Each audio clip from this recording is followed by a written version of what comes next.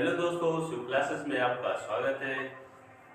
मुझे उम्मीद है आप सब खुश और मस्त होंगे और हमेशा की तरह मैं फिर एक नया टॉपिक लेकर आया हूँ जो एक बहुत ही इम्पोर्टेंट है, कॉम्पिटिटिव एग्जाम के लिए बहुत इम्पोर्टेंट है, क्योंकि इससे हमेशा यूपीएससी एग्जाम से लेकर सभी स्टेट पीसीएस से मंडे एग्जाम में सब हमेशा से क्वेश्चन पूछे गए।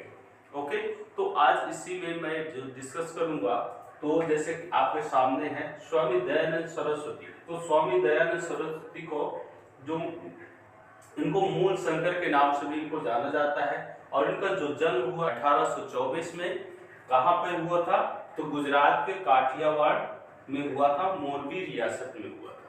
ठीक है, इनका जो मेन कभी कभी हमेशा एग्जाम में पूछ लेता है कि इनका जन्म कहाँ हुआ था, टाइम पीरियड क्या है, तो टाइम पीरियड 1824 से 1883 तक गुजरात काठियावाड़ में मोरबी रियासत में हुआ था और यह एक ब्राह्मण परिवार से थे। तो इन्होंने आर्य समाज की जो स्थापना की थी वह की थी 7 अप्रैल 1875। कहाँ पे किया था? बॉम्बे में। कहाँ पे किया था? 1875 बॉम्बे में। आगे चलकर इन्होंने यहाँ से फिर लाहौर स्थानांतरित कर दिया था।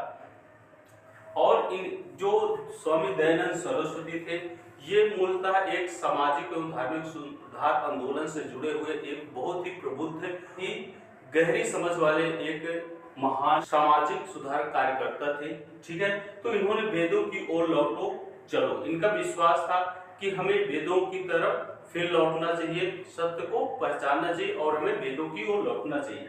ओके, तो इन्होंने पुनः वेदों की ओर लौटो चलो की ओर इन्होंने एक नारा दिया, वैदिक परंपरा की ओर उसको अपनाया जाए और उसकी ओर लौटा जाए। इसके बाद इन्होंने जो विरोध किया तो मूर्ति पूजा है, बहुदेववाद, अवतारवाद, पशु बलि, तंत्र मंत्र तथा झूठे कर्मकांडों को अस्वीकार करते। ठीक है, इनका यह मानना था कि मूर्ति पूजा और बहुदेववाद, अवतारवाद, पशु बलि, तंत्र मंत्र तथा झूठे कर्मकांडों को अस्वीकार कर देना चाहिए। ठीक है, स्वामी दयानंद सरस्वती को हमारे भारत का मार्टिन लूथर किंग कहा जाता है। इसके साथ ही दोस्तों सत्याग्रह प्रकाश की रचना जो की है तो दयानंद सरस्वती ने की है।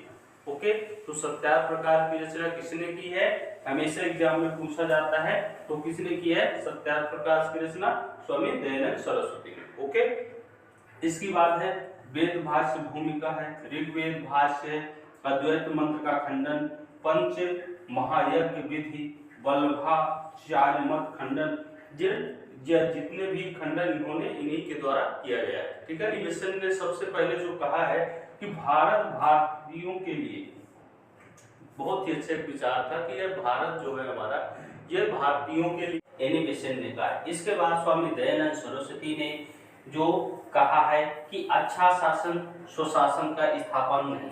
ठीक है, अच्छा जो शासन है वो स्वशासन का स्थापन नहीं है, तो ये किसके द्वारा कहा गया? स्वामी दयानंद सरस्वती के ने कहा है ऐसा।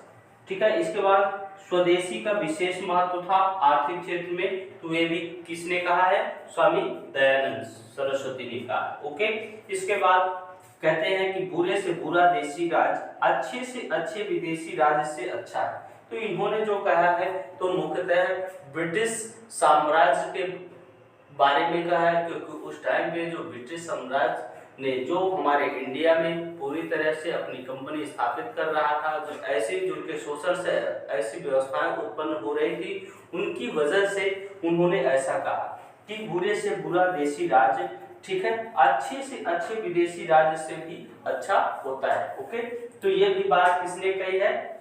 दयानंद सरस्वती ने कही। इसके बाद स्वराज शब्द का प्रयोग हुआ है, तो ये भी हुआ है हमारे स्वामी दयानंद सरस्वती के द्वारा। ओके, आत्मा अमर है। ठीक है, ये भी किसके द्वारा? स्वामी दयानंद सरस्वती के। ओके, आर्य समाज के अनुसार परम ईश्वर एक है और सबको उसकी उपासना करना चाहिए। ठीक है, इन्होंने पहले ही आपको बता दिया कि मूर्ति पूजा, बहुदेवा, अवतारवाद, पशु बलि, तंत्र मंत्र आदि झूठे कर्मकांडों को इन्होंने पूरी तरह से अस्वीकार किया है। इसके साथ ही इनका मानना है कि आर्य समाज की परम ईश्वर एक है। इनका मानना है कि ईश्वर एक है और उसको सभी की उपासना करना चाहिए। ओके, इसके साथ ही अंतरजातीय विवाह तथा विधवा पुनर्विवाह का समर्थन करते हैं। अंतरजातीय विवाह और विधवा पुनर्विवाह का समर्थन के बाद हिंदू प्रजाति को बच्चों का बच्चा की संज्ञा दी गई। हिंदू प्रजाति को बच्चों का बच्चा की संज्ञा दी गई, क्योंकि इनको पूरी तरह से इनका मानना था कि जो हमारे समाज है वह एक हिंदू राष्ट्र हो, साथ ही वह वैदिक जो हमारी वैदिक परंपरा है उसको पूर्ण रूप से क्या करे,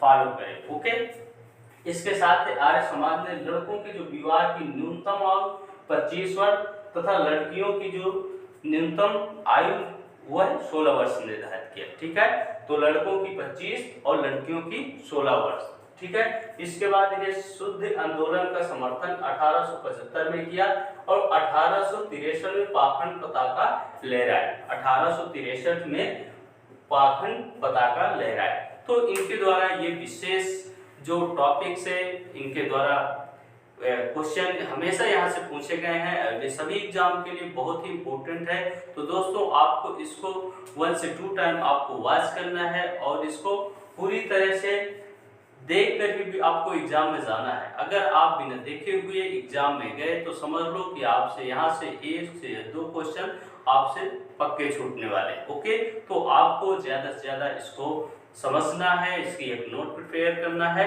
और एग्जाम के लिए एक अच्छी प्रिपरेशन करके उसमें पार्टिसिपेट करना है। ओके, तो उम्मीद है आपको समझ में आया होगा। ठीक है, तो मिलते हैं नेक्स्ट क्लास में। Thank you.